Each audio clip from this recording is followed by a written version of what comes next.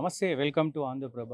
Supreme court పరిధిలోని CEC బోర్డుతో ఈరోజు తాజ్ కృష్ణాలో హరీష్ రావు బృందం కలిసింది. సో వీళ్ళు హరీష్ రావుతో పాటు ఆర్ఎస్ ప్రవీణ్ కుమార్, అలాగే సబితా ఇందర్ రెడ్డి, ఎమ్మెల్సీ దాసోజు శ్రవణ్ కుమార్, వీళ్ళు అందరూ కూడా సిఈసి బోర్డుతో కలిశారు. సో రేవంత్ రెడ్డి చేసినటువంటి ఏదైతే హెచ్సియు భూముల వివాదం ఉందో ఆ భూములపై పూర్తిగా నివేదిక కావాలని చెప్పి సుప్రీంకోర్టు ఆ బోర్డుకు చెప్పింది. సో ఈ బోర్డు ఈరోజు హైదరాబాద్కు రావడంతో తాజ్ కృష్ణలో వీళ్ళు హరీష్ రావు బృందం మొత్తం కూడా కలిసింది.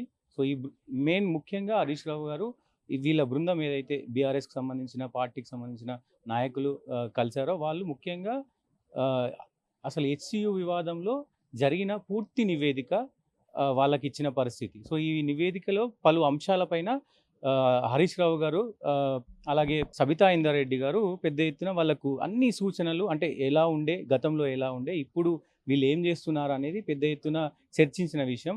సో ఇదే విషయాన్ని హరీష్ రావు గారు ముఖ్యంగా మీడియా చిట్చాట్లో మాట్లాడుతూ, సో ఒక కూలీ రైతుకు ఒక న్యాయమా, అలాగే రాష్ట్ర ముఖ్యమంత్రికి ఒక న్యాయమా అంటూ కూడా సంచలన వ్యాఖ్యలు అయితే చేశారు. సో ఎందుకంటే గతంలో ఒక రైతు తన పొలంలో ఉన్న చెట్టును నరికేస్తే రెవెన్యూ అధికారులు ₹1,00,000 ఫైన్ వేశారు. సో మళ్ళీ మేము ఆ చొరవ తీసుకొని పేద రైతులు ఉంటారు కాబట్టి రైతులకు అంతగానం ఫైన్ వేయొద్దు అని చెప్పి సో 10,000 20,000 తీసుకోమని చెప్పిన రెవెన్యూ అధికారులకు చెప్పినటువంటి పరిస్థితి. సో అని గుర్తు చేశారు హరీష్ రావు గారు. ఏదైతే హెచ్సియుకి సంబంధించి ముఖ్యంగా కీలక వ్యాఖ్యలు చేశారు హరీష్ రావు గారు. రేవంత్ రెడ్డి గారు హైడ్రా తీసుకొచ్చినప్పుడు కావచ్చు, హైడ్రా విషయంలో హైడ్రా కూడా ఏదైతే కోర్టులకు సెలవు ఉంటుందో సాటర్డే కావచ్చు, ఫ్రైడే కావచ్చు, సండే కావచ్చు, ఈ సెలవుల సమయంలోనే హైడ్రా ఒక్కసారిగా ఏదైతే ఆక్రమణకు గురైన భూములపైన కావచ్చు, బిల్డింగ్లపైన కావచ్చు, ఏదైతే భూమి పైన కావచ్చు ఒకటేసారి విజృంభణ చేసి ఆ బిల్డింగ్స్ కూలగొట్టడం కానీ, ఆ బిల్డింగ్స్ పైన దాడి చేయడం కానీ హైడ్రా చేసింది. గతంలో హైడ్రా పైన కూడా హైకోర్టు గుర్రైంది అని చెప్పేసి కూడా ఒకసారి గుర్తు చేశారు. అలాగే కోర్టుకు సంబంధించి కావచ్చు, అలాగే మొన్న హెచ్సియు భూములకు సంబంధించి ఉగాది ఉంది, రంజాన్ ఉంది. సో వరుసగా 4-5 రోజులు సెలవు ఉండడంతో హెచ్సియు భూములను ఒకేసారి వందల వేల జేసీబీలతో వీళ్ళు అక్కడికి వెళ్ళి ఆ చెట్లను చదును చేసే ప్రయత్నం చేశారు. ఈ తరుణంలోనే పెద్ద ఎత్తున చర్చనీయాంశమైంది. తెలంగాణ రాష్ట్రం అంతా కూడా ఈ విద్యార్థులు ఆందోళన పట్టారు. విద్యార్థులు ఒకవైపు జింకలు చనిపోతూ ఉన్నాయి, ఒకవైపు నెమళ్ళు చనిపోతూ ఉన్నాయి.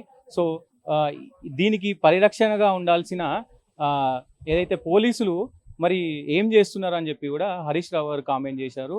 సో ఎవరైతే ఈ హెచ్సియుకి సంబంధించిన విషయంలో చనిపోయిన జింకల ఫోటోలు రిలీజ్ చేస్తే ట్విట్టర్లో కానీ సోషల్ మీడియాలో కానీ పెద్ద ఎత్తున ప్రచారం చేస్తే మరి పోలీసులు కేసు పెడుతున్నారు కదా, మరి ఏదైతే ఈ హెచ్సియుకి సంబంధించిన ఆ భూములు చెట్లను నరుకుతుంటే మరి రెవెన్యూ అధికారులు ఏం చేస్తూ ఉన్నారు, దీనిపైన స్పందించాల్సిన పోలీసులు ఏం చేస్తూ ఉన్నారు అని చెప్పి కూడా ఆయన మరొకసారి చిట్చాట్లో ప్రశ్నించడం జరిగింది. సో ఏదేమైనప్పటికీ పూర్తి నివేదిక, సో హెచ్సియుకి సంబంధించి ఏదైతే పూర్తి నివేదిక, అసలు ఇక్కడ ఏం జరుగుతుంది, లోపల ఏం జరుగుతుంది, ఏం జరిగింది, ఎంత మేర విధ్వంసానికి గురైంది, సో ఈ భూమి ఎవరెవరికి రేవంత్ రెడ్డి అమ్మి దీన్ని ఎక్కడ నుంచి డబ్బులు తెచ్చుకున్నాడు, సో ఈ మొత్తం తతంగాన్ని కూడా సిఈసి బోర్డుకు చెప్పినట్టు తెలుస్తూ ఉంది.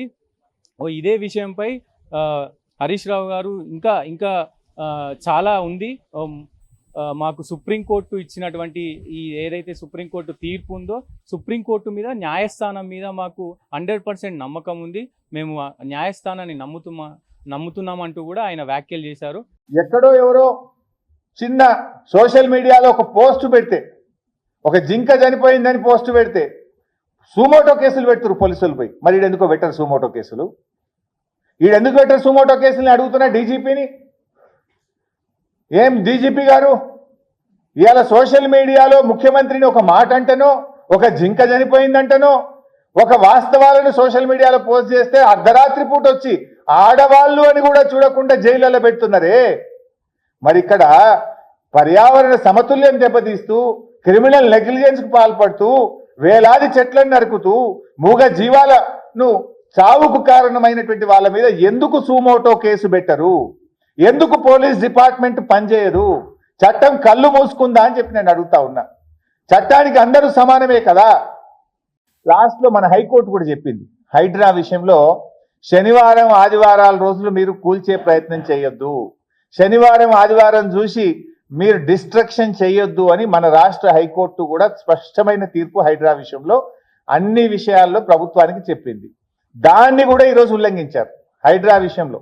ఎట్లా మీరు చూస్తే 31 నాడు ఉగాది, రంజాన్, ఉగాది రంజాను, రంజాన్కు 2 రోజులు సెలవు, ఉగాదికి 1 రోజు సెలవు, ఆదివారం, ఇవన్నీ చూసుకొని ముందే 50 జేసీబీలు తెప్పించి ఆడ పెట్టుకొని కరెక్ట్గా ఆదివారము, ఉగాది, రంజాన్ సెలవు దినాలు చూసుకొని ఈ చెట్లు నరికే కార్యక్రమం చేసింది. అంటే రాష్ట్ర హైకోర్టు ఉత్తర్వులను కూడా ఉల్లంఘించారు సుప్రీం. సో చూద్దాం మరి ఏం జరుగుతుంది. అసలు కోర్టు 16 తారీఖు స్టే ఇవ్వనుంది. సో ఏం స్టే ఇస్తుందో చూద్దాం. మరిన్ని అప్డేట్స్ కోసం చూస్తూనే ఉండండి ఆంధ్రప్రభ. కెమెరామెన్ సతీష్తో ఎస్కే, హైదరాబాద్.